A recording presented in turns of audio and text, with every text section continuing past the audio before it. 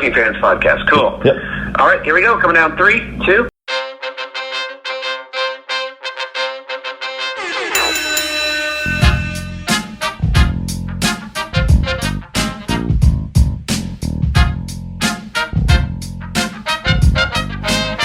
Welcome back for another week of the Working Fans Podcast. This is AJ. I'm the former wrestler. We've got Dave, the ultimate fan, here with us. As we do every week, our producer Joe likes to make us sound good and makes us look way more professional than we actually are. As always, you can find us on Twitter, that's @FansWorking, Facebook, Working Fans Pod. We've got email where you can reach out to us and please contact us to let us know what you think of the podcast and for any ideas that you might have. That's workingfanswrestlingpod@gmail.com. We're on Instagram where you can keep up with us at workingfanswrestling_pod. And then you can now listen to us on all major platforms, including Anchor.fm. We're on Google Podcasts, Spotify, Breaker, Overcast, Pocket Casts, Radio Public, Apple Podcasts, and you can actually check us out on YouTube. Now, it's important when you go onto the Apple Podcasts and YouTube, hit that subscribe button, give us a rating, let us know what you think so you can help us out and we can continue to do what we love and bring you guys in as fans. Hey, this is the NWA's own Kyle Davis, and you're listening to the Working Fans Podcast. And that's the thing that's important, is fans. We're all fans, we're all people, we all enjoy something. So just partake, get your toes in it. Take a little bit of that in. Also, NWA Power, I'm just going to put that out there. Watch that. But otherwise, Working Fans Podcast, it's for you, it's for me, it's for everybody. So Working Fans Podcast with producer Joe and Dave. And we got a special guest today on here, NWA announcer Kyle Davis. Excited to talk to this guy. I love the program. Kyle, first off, how you doing?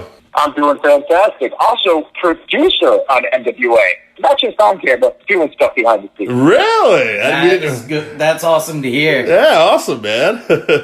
We've actually been a big fan of the production of the show, just the way it's presented. Love watching it every week. Excited for the new shows coming out. I'm glad to hear that. I've heard a lot about people like it's so different, it's a throwback, it's built to remember, and I'm happy to be able to bring that to everybody. And it's crazy the amount of people, too, that watch it in the business. You never know. I was just hanging out at the AEW show the other night in Atlanta because one of my close friends, Shane Hagedorn, works for them. And bumped into Kenny Omega, and Kenny's just like, you know what? I love that Aaron Stevens guy. That's awesome, man. Did you grow up on NWA wrestling, too, or? So I am from Connecticut, which means NWA wrestling had no footprint whatsoever where I grew up. Growing up in the 80s, it was WWF country. You heard about the NWA. I picked up the aftermath, like the Wrestler and Pro Wrestling Illustrated, and I'd see all of this lineage and this history of people where I'm like, oh my God, like Harley Race, Dusty Rhodes, Ric Flair, there's blood, there's all of this just history that I had no ability to touch. It wasn't until around 1995-ish, we had a video store called Age of Video 2 in Connecticut, and they had old tape of NWA in the late 80s, right when it was transitioning into WCW. So I'm watching like Starrcade 87 and 88 on VHS years later and just going, it's amazing how different of a product it was than what I was raised on in WWF. We're from Connecticut, too. I lucked out. The part of Connecticut I moved to when I was a kid had TBS. So I got to see all, like, the WCW.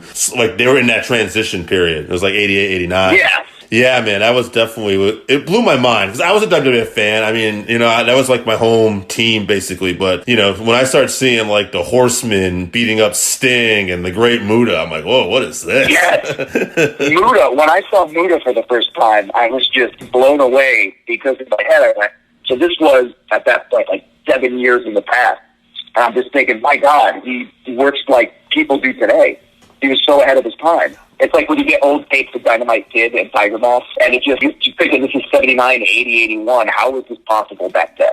Now, I hate to get off track for a second, but I want to ask you a little bit about moving from Connecticut to the South, because my cousin's son had recently been drafted by the Atlanta Falcons, and he moved from Massachusetts down there. I've only heard good things about living in the South. Tell us a little bit about the transition for you. All right. So I had always been up north type of guy. In fact, when I trained at the ROH Academy, it was in Bristol, PA. So I spent all my time in Connecticut, Philly. I moved to New York for a little bit, and I thought there's no way to be in the South. Ended up moving to Florida in Orlando, and Orlando is fake Florida, so that doesn't count. And then so it never really felt like anything. And then I moved to Georgia like 5 years ago in Atlanta, and Atlanta is also fake Georgia. So the way I like to say it is, as long as you stay in a major city, it still feels like I haven't gone anywhere. But not with alienating anybody, but as soon as you leave the perimeter, as they call it, circle that surrounds Atlanta, it gets a little different. It gets a little time traveling where sensibilities aren't what I'm acclimated to. I'll see flags and I'm like, wow, I didn't know that's still there. People tell me all the time about my accent. I don't think I have an accent. Eddie Kingston, if you ever say, oh, you got an interesting accent, I'm like, no, I thought right, but I don't know what you thought. I thought you. And I kind of have that where I'm thinking, no, I'm just normal. I don't hear it. But yeah, the people here are wonderful, at least in Atlanta, because it's such a melting pot. It reminds me of being in New York City. Wow. Nice. That's cool to hear. Now, how did you break into the business, Kyle? What was your start? Okay, so growing up, my cousin, who was 4 years older than me, was essentially the guy I always hung out with. He was like my older brother, and if anybody had siblings, you kind of latch on to the older sibling and the things that they have interest in, and they kind of adopt that with you. He was a big, huge wrestling fan. In fact, JJ's mind, if he was an athlete, he would probably be a star. He just has a mind for it. So we started getting into that. I grew up on that. ECW, I found one night on MSG Network, like Sunday morning at 2 a.m. back in 95, and I fell in love with ECW. I always watched like WWF Saturday mornings and stuff, but ECW was the thing that made me go, holy, do we swear? I don't you can swear. Yeah. Go for it. I was like, holy shit, this is something I never thought I would do. It was like it's a dog collar match that I saw.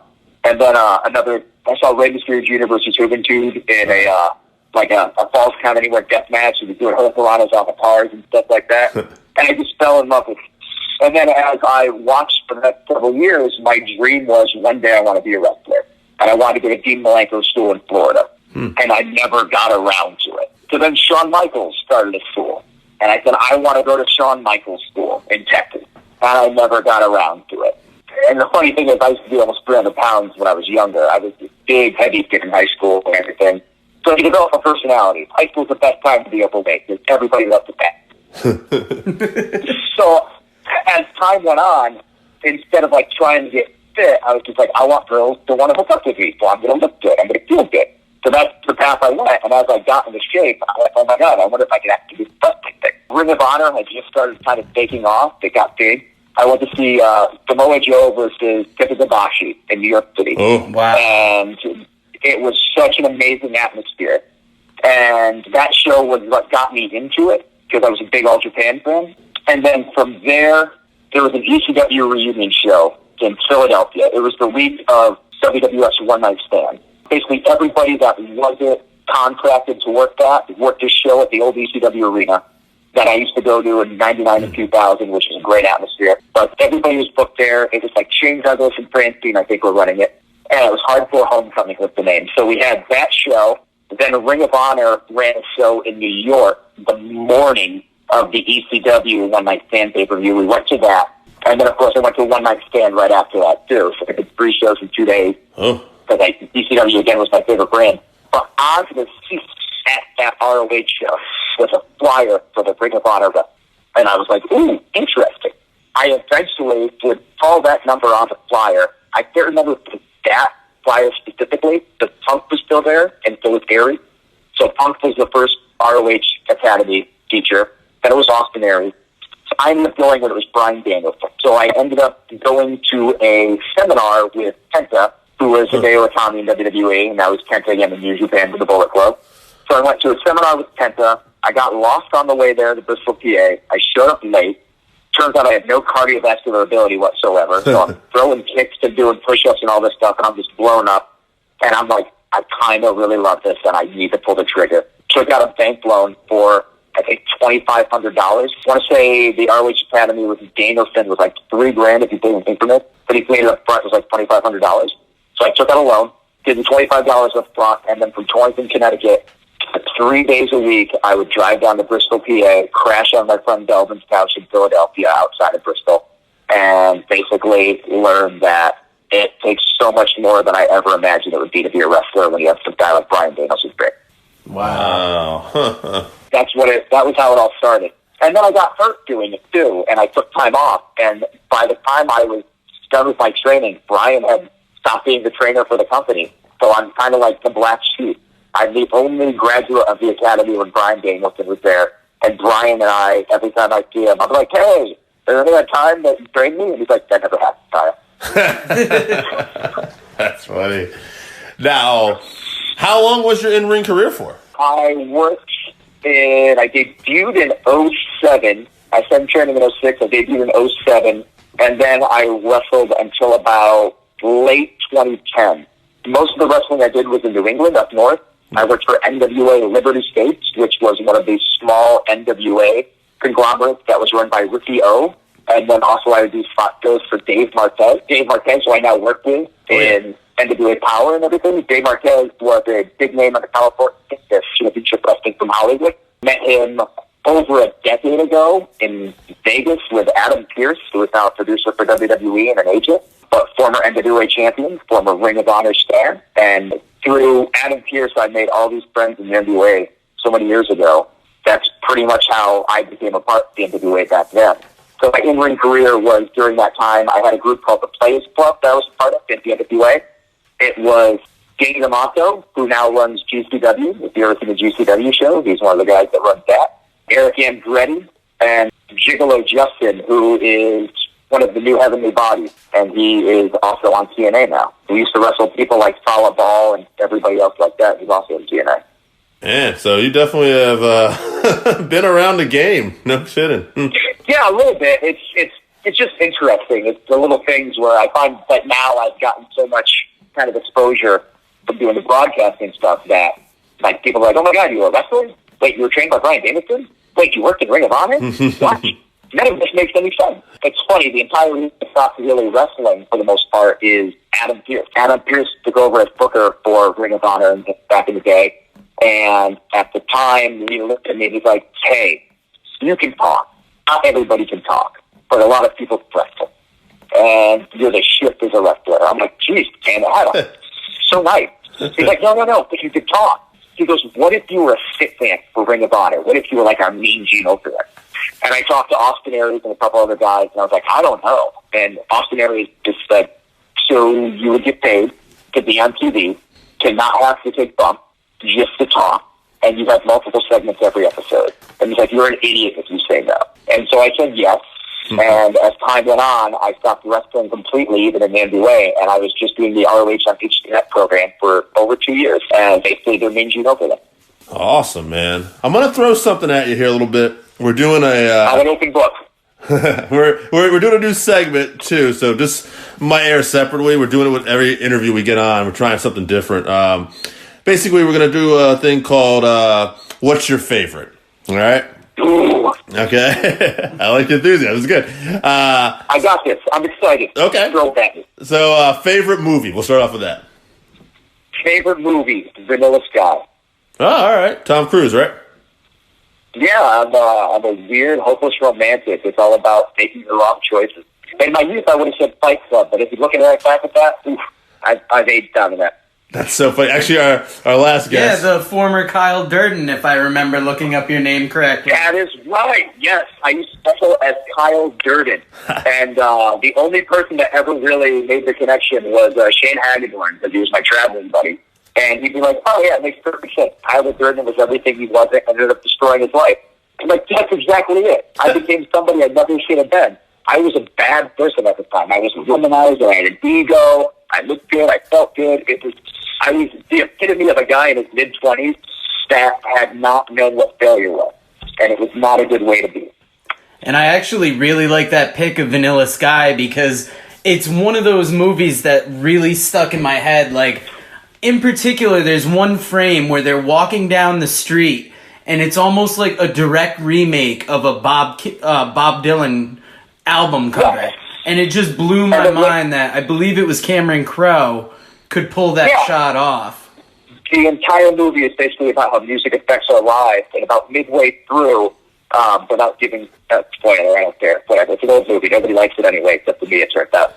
It's basically a dude who's in a coma, and he's rich, so they put him in the juice coma before they could save him, and he's living the life he wanted to have. And then things go horribly wrong as our memories and emotions get mixed in. So everything in the last half of the movie is essentially controlled by the passions of music, film, loves, and everything else. And he loved Bob Dylan, so that was a lot of that. And that's a big movie. It's almost similar to the way Eternal Sunshine of the Spotless Mind found a different way to dig into a story and really connect with an audience. The way you're describing Vanilla Sky is kind of how I think about Eternal Sunshine. And Vanilla Sky is a remake.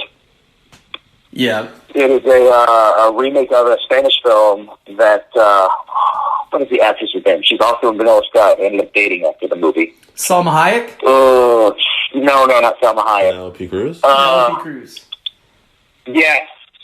Penelope Cruz was in both versions of it. She was in the Spanish and the English remake, and then she ended up dating Tom Cruise to pick over each other on set. Wow. Scientology. Apparently, you can rake in the women with Scientology. Yeah, that's good. It's over. All right, two more. We're gonna. How about favorite musician or album? Favorite musician or album? That's a toughie. I got a lot of things. My go-to would be this David Bowie live album called Bowie at the Beat. It is all 60s and 70s live recordings of him being on the BBC radio station. There's albums and different songs at the time. It's pretty cool. That's just my go-to. But otherwise, I love Jeff Buckley. He has a double live album called Live at Chanel, which is amazing. Damien Rice's O and 9 are great albums. A lot of Nick Drake stuff. Nice. But, yeah, I don't have like a particular favorite. I just have go-to things. I love all music except for country. And I like my rappers to wear suits. Don't mention that down south, probably. Insane Kanye is, I get it, the man's lost his mind, but he still makes pretty entertaining music. Oh, yeah. And Runaway hit me very hard back in the day. Oh, yeah, that song is amazing. Oh, yeah, it's all good. Let's go. What else we got? One more for favorites. Favorite athlete or sport. Favorite sport? I don't know sport. Okay. So I legit, I don't know sport. I know pro wrestling. In fact, it bothers me when I watch like football, and I'm always going, why can't you just tackle a quarterback, steal the plays off his wrist, and use them for the rest of the game? Everybody tells me that's illegal, but that seems like that'd be a brilliant strategic play. You know what's funny? Awesome. The only other really stuff I follow is MMA and boxing, and most of the guys I like borrow from pro wrestling. Like, I like the guys who are like good interviewers and good talkers, so I get it. I watched MMA when it first started, back when UFC was out. I think I watched up to UFC 20, and then I just fell off completely. I used to watch it when it was on the, I had one of those black boxes where you could watch all the stuff. Scrambled things. Yeah. It was more than just wrestling. It was also Spice. But I could also just, I used to love those UFC fights. They were fantastic. Back when it was just an excuse for Brisky Jiu-Jitsu. It's like an infomercial. Why their style could take everybody out. Oh, absolutely, yeah. All right, well, I'm going to hit you with one other thing. How about this? Any fears or biggest fears? Snakes, heights, anything? Oh, I got a couple here. Deep water that I can't see in. The earth is covered so much that they're constantly finding things that wash ashore where they go, oh my God, we thought this was this deep. How is this here? So who knows what's under there? I could punch a bear. I could try to choke out a lion. But if you get me underwater and a merc creature just grabs me by the ankle, I'm going to die. Not cool with that. It's irrational. It's crazy. But one day a kraken or something's going to come out of the ocean. I'm going to be like, solved it. Knew something was there. The other fears are disfigurement and paralyzed. Wow. I'm not a big fan of height. Like I'll hook, kind of like you ever see anybody go to the top rope and they hook the top rope with their elbow? I'll do one of those if I'm up at a high somewhere. In case somebody tries to flip me over, I can control my descent. I know it's stupid, it's weird, but it's legit. But I'll go skydiving if I have to, because in my head, I'm either going to land or I'm going to die. There's not like crippled or disfigurement. Huh. Man. Yeah. That's definitely a way to look at it. I like when you ask people these questions, they usually hesitate, like they haven't already thought about it. And I'm like, ooh, I got this. Yeah, you are well prepared for this. Some people, like, favorite movie throws them off because some people are just a fan of movies, and then to narrow it down to a particular favorite, it might be their favorite recently, or, you know, they kind of got to rack their brain for one. Yeah. Well, like, I'll ask you a question. Who are your favorite wrestlers? Okay, yeah, see, now that's a good question because, like, there is definitely recency bias sometimes and stuff. But off the top of my head, like, right now, I've been watching some Dusty Rhodes stuff. So, like, Dusty makes my list. Like it. Bret Hart, because after the Hogan era, which I grew up on as a kid, Bret was the guy who started doing different type of matches that kept me hooked. Like, and he was the guy that I remember as a tag team wrestler, so I never saw this success coming. And I'm like, oh, gotcha. Yeah, I'm like, okay, now like this guy can go from a tag wrestler to world champion. That's awesome. For me, it was Ric Flair. Oh, Flair, and Jushin Liger that have stood out amongst the rest. Recent favorites, Gotcha. Tim Storm came out of nowhere to me. I'm a big Tim Storm fan. Yeah. Eddie Kingston, I've been enjoying watching him for a long time, but that promo he cut a couple weeks ago was the realest thing I've ever heard, and it just made me happy to see that kind of realness come through on TV. And I'm going to say this real quick. Tim Storm and Eddie Kingston, one thing that really connected with me to them recently is their interviews, and that brings us back to NWA Power because that's the whole format where guys like that can excel, and it's like, whoa, okay, these are awesome. But Eddie has always been that person. Eddie is as real as you'll get. I've known Eddie since Ring of Honor days. A professional, but also he'll just, if you can see some of the things we've done with him that will never get to air, you would be even a bigger fan of him. I think of him as kind of a modern-day Dusty Rhodes. When he talks, you listen. I feel what he's saying, and legitimately, Eddie would take 3 punches to get one in. Wow. Yeah, that's actually, you know what? Actually, and with Tim too and Eddie both. Now that you say that, they don't seem that far off. Like that's like right away before you even said that, I'm like, those are who those people are. The thing I like about Tim is so down to earth, and he has no ego whatsoever. Tim was the person that brought the NWA into the modern era, which you know with Billy Corgan. Years ago, Dave Lagana, who is vice president of the company and also producer, writer, and everything with Billy, reached out to me, and I wasn't doing anything in wrestling anymore, but Dave used to be my producer at Ring of Honor and HDNet to get friends with me. And he's like, would you like to be back in wrestling? And I was like, yes, I would love to do something again. We said, Billy is buying the NWA, and we want you to be a part of it in Atlanta. And I was like, I'm in. He's like, good, I already told him to stay up. And when they did that at the time, everything was in disarray, and there was really no rhyme or reason to how the NWA still existed. Billy bought it, essentially a name and a championship belt. And people thought he was crazy. They were like, why would you purchase the dead brand? It's nothing. And Billy grew up on wrestling. He grew up on NWA, and he was passionate about it, and thought I'd be worth it. There's people like me that look back, and this is their childhood, this is their memory, and there's no reason why that can't still be a viable thing. So as they started kind of bridging things together and finding a path, Tim Storm was that path. Tim Storm was NWA champion, and, at the time was very much out of his realm. He was in the deep water. He was not in the safety zone anymore. Like, you work from a small little place, and all of a sudden you have this national attention on him. And, Tim thrived. I think there's a lot of people that would collapse under that pressure, and instead of having ego or failing, Tim just kept on growing and building, and after so many years in the business, finally made a name for himself. And now people, you can look at him and you can associate with him, and you can latch on to him and be like, Tim Storm is kind of everything that's good in wrestling. He's not going to do something stupid where you're going to read on the dirt sheet and you're like, oh yeah, Tim Storm got arrested for pills or beat up somebody or did this. Like, no, this guy is a family man. He teaches. He's someone that you could actually look up to. He has a wealth of experience and knowledge, and he has also technical prowess. It's really funny. So when we started, Tim was the face on that, and then Nick ended up winning the championship. And I remember when Nick came in, I went, oh, I remember Nick from TNA. That's interesting. He was never on my radar. And then Nick ran with the belt for a little bit, and Cody Rhodes ended up winning it from him. And that led us up to, I believe it was NWA 70th anniversary show where they had the best of 3 falls match. And Nick ended up regaining the championship. And I remember when that happened, I was thinking, oh, it's champion again. That's interesting. So Cody's going to go. I don't know what happens with him, but interesting, Nick. And I still at that point wasn't a Nick Aldis fan.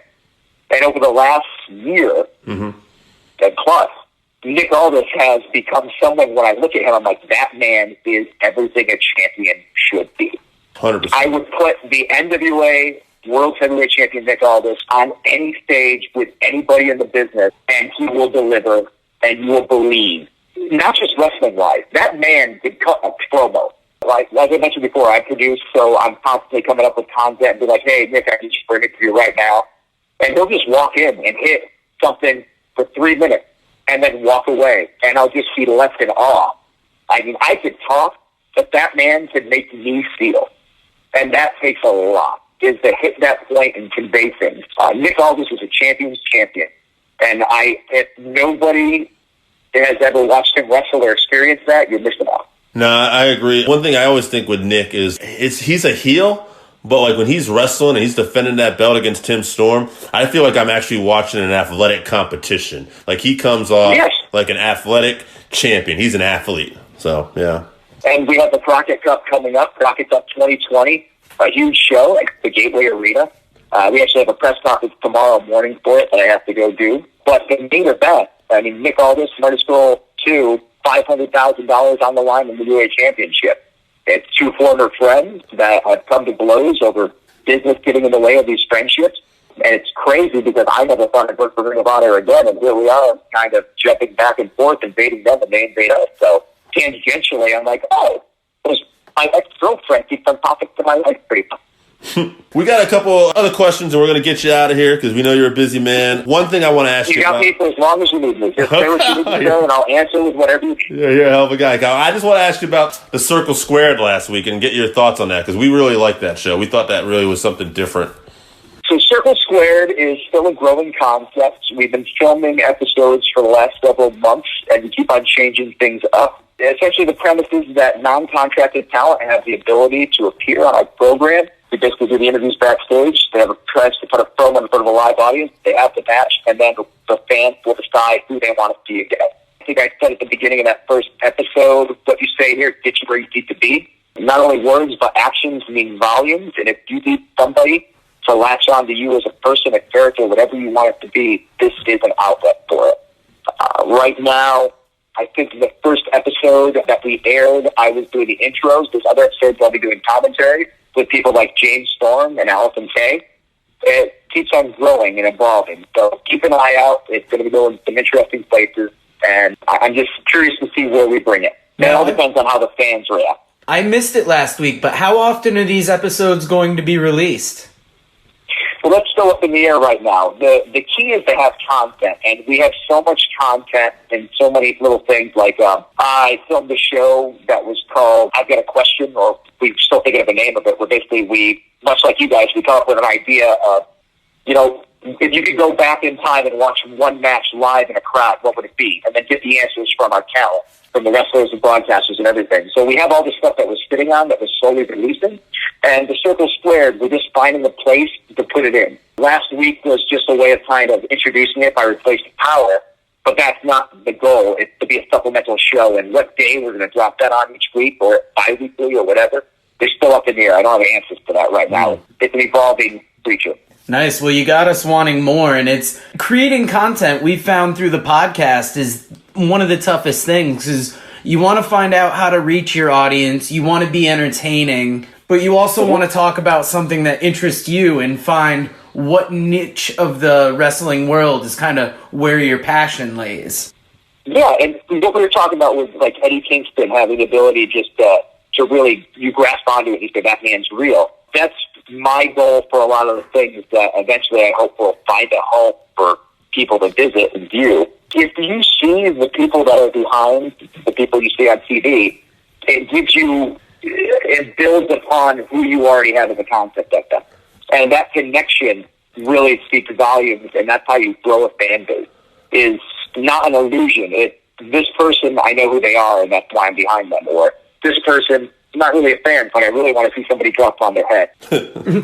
Now, who are some of the people that you work with behind the scenes in NWA that you think people should know more about that they might not be familiar with? Dave Marquez is somebody who has had a foot in wrestling for decades and is responsible for stars that you would have no idea that you'd be like, oh my God, that guy. Like years ago, he told me I should move to LA when I was wrestling and work at the New Japan Dojo. And I was like, I'm kind of comfortable on the East Coast. I don't think I want to go. The people I would have been training with were Fergal Devitt, who's now Finn Balor, Daniel Bryan, who's Brian, Shinsuke Nakamura, as well as Machine Gun Carl Anderson, Scorpio Sky, Rocky Romero. All these people were the people I was going to go train with. I was like, I'm comfortable on the East Coast. Like, Marquez used to work with the Young Bucks before anybody knew who they were. I remember working NWA shows with them being the hot NWA tag team against the Logan Bros. So he's somebody who you don't realize. And at the end of the day, you'd be amazed at the amount of work that goes into this. We have photographers there every freaking time. Everything backstage is filmed. So if there's ever a documentary, we have all the footage in the world between videographers, filmographers. Just there is not a single person that is there that doesn't pull more weight than you could ever imagine. I've got a question for you because I personally am a big Smashing Pumpkins fan, and it's crazy to see Billy Corgan doing the NWA. Were you a fan before working with him, and how is that dynamic? I was a teenager in the 90s, and I love alternative music. Of course, I was a huge Smashing Pumpkins fan. And as time went on, I was still a Smashing Pumpkins fan. I hear a random song, and you're like, oh my God, it's so like music. So when I first met Billy, was trying to think, I want to say it was either the Crockett Cup last year, possibly maybe, or no, it was at Tried and True Wrestling. We had a pop-up show with Tried and True Wrestling, and it was David Arquette in a hair match. Oh, yeah. Yes, that was the first time I met Billy Corgan, and I hosted the press conference for that. I met Billy, and then at some point, I think the first time I actually hung out with him was we were all at Lagana's house, and we're all just basically grown-ass men hanging out in pajama pants and T-shirts and watching the History Channel in the middle of the night. And I walk in the room, and they're watching, like, The Hunt for Nazi Gold or something. And I make some comment about, have they found it yet? And Billy's just like, they're never going to find it. And then he'd pause the TV, and he'd be like, we played a show there back in 1990, whatever, where, like, the region they're in. He's like, it's scary because all you can think of is the history there. And we just had that conversation about this guy's life. And Billy's just a normal guy. He happens to be a rich and famous musician. But he's a wrestling fan. He's just like all of us. Except the cool thing is he goes, hey, I like this. I'm going to create with it. It's very weird because, again, like, I've met people in the last, 20 years from all walks of life. Some famous, some normal people. And everybody's just a human being. We all have our hopes, our dreams, our fears. We all got our weird things that we do, our little idiosyncrasies, our kicks. And Billy is just a guy. At the end of the day, he's just a freaking guy. And when you remember that, it's my boss. But again, I have a rock star as a boss. And, it's cool, though, because sometimes I'll disagree with something, and I'll voice my opinion, and he'll listen to me, and, we'll have a debate, and then we'll move on. That's a very important thing that people should totally, if you ever want to be successful in life, don't hold grudges. Oh, yeah. Nice. Now, one last Smashing Pumpkins question, since you are a fan. Do you have a particular favorite album from them? Because for me personally, it was the Machina album that came out right after Adore. So my age, the way everything fell, would be Melancholy if it's set. Yeah, that is a classic. That double album, just the hits on it and the production, like Tonight, 1979, obviously Bullet with Butterfly Wings. I mean, it's just across the board, everything was fantastic on that. And the cool thing about Billy is the little known thing. In Ring of Honor, we had a pay-per-view, and he actually he came in, I think the album he had was like Zeitgeist or something like that. And he just basically said, hey, whatever song you guys want to use for the pay-per-view, use it. I'm just a fan.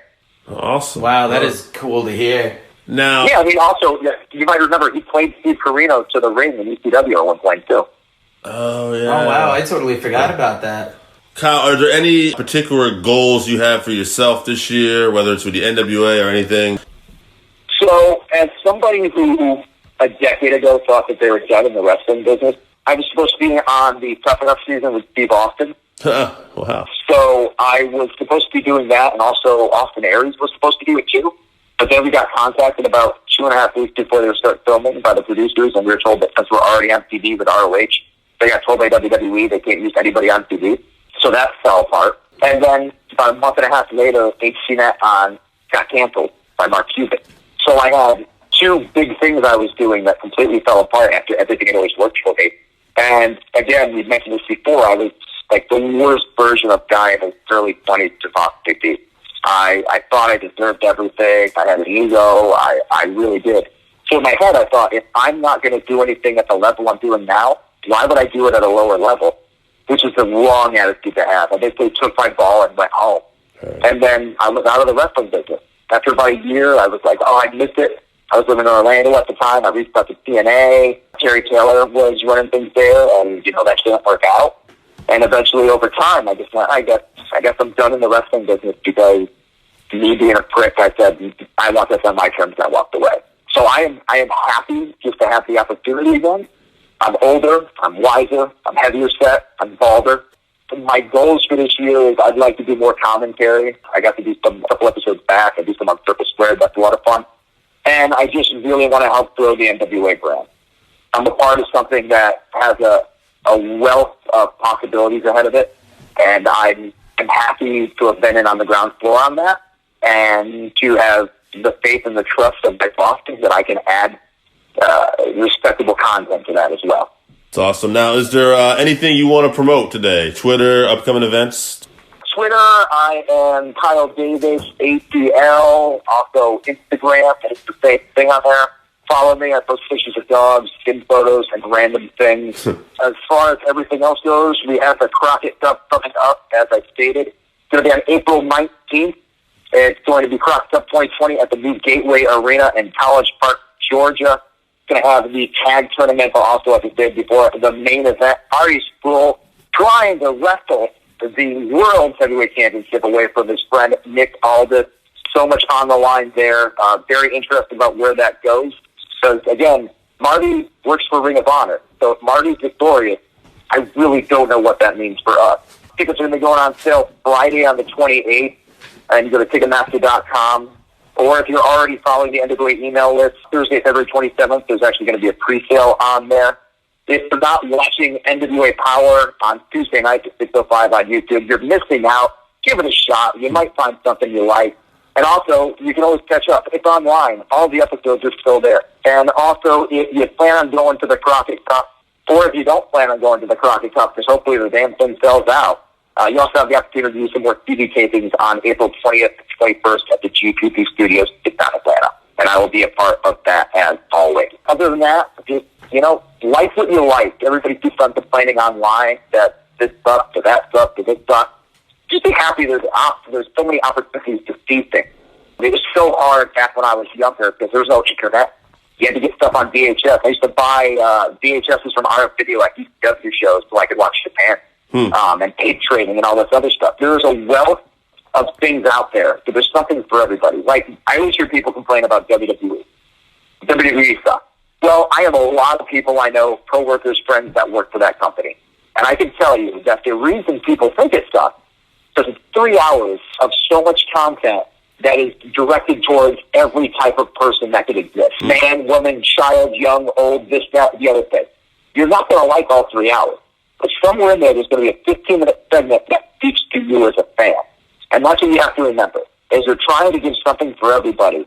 So even though if you don't like 90% of it, there's going to be a 10% portion there that is something you're going to fall in love with. That is pro wrestling. It is just everything for everybody that you want to be. You might not get the thing that you want presented to you easily. You might have to search for it. But there is something out there. We are superheroes wearing spandex. It gives everybody a hope and a dream to be something they never thought they could. And if you're a fan, always remember this. Everyone in this business was a fan before they got into it. with the exception of Bill Goldberg. He was just a football player. Kyle, that was great. I think the basic gist of that is people try to be more positive, and there's good and a little bit of good in everything. Yeah. There's so many cool things out there. Appreciate your time, man. Thank you so much. Awesome. I got to go build a bookcase. Have a good night.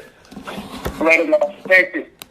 All right, so that wraps us up for this week. Thank you again for listening to the Working Fans Podcast. So as always, you can find us on Twitter at FansWorking. Our Facebook page is Working Fans Wrestling Pod. We have email where you can reach out to us and let us know what you think also. That's workingfanswrestlingpod@gmail.com. Follow us on Instagram, workingfanswrestling_pod. And then as always, please continue to listen to us on Anchor.fm, Google Podcasts, Spotify, Breaker, Overcast, Pocket Cast, Radio Public, all your major platforms. If you're following us on Apple Podcasts, which we are also on now, and YouTube, please make sure you subscribe and give us a 5-star rating. It helps us bring you these podcasts where we get to talk to you and talk with you every week.